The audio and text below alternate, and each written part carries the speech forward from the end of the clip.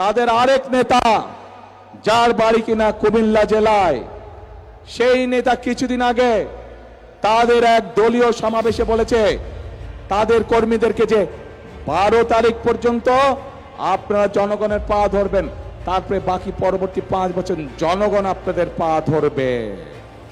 প্রিয় ভাই বোনেরা, চিন্তা করুন, এই রকম কথা কে বলতে পারে যে 12 তারিখ পর্যন্ত তাদের নেতা কর্মীরা জনগণের পা ধরবে, তাহলে 12 তারিখের পর থেকে জনগণ তাদের পিছে পিছে ঘুরবে, জনগণ তাদের পা ধরবে। এই কথা থেকে প্রমাণিত হয় কি তাদের মেন্টালিটি, কোন পর্যায়ের মানুষ হলে তারা জনগণকে নিয়ে এরকম তুচ্ছ তাচ্ছিল্য কথা তারা বলতে পারে। প্রিয় ভাই বোনেরা, ওই গুপ্ত সংগঠনের নেতা যেমন বলেছে 12 তারিখ পর্যন্ত জনগণের পা ধরতে, আমরা তার উল্টাটা বলি।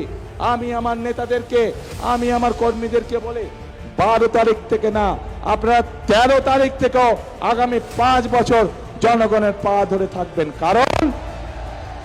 কারণ আমরা দেখেছি জনগণের শক্তি যার পিছনে না থাকে, জনগণের সমর্থন যার পিছনে না থাকে, তার পরিণতি কি হতে পারে 5 তারিখ 5ই আগস্ট আমরা সমগ্র দেশবাসী প্রত্যক্ষ করেছে।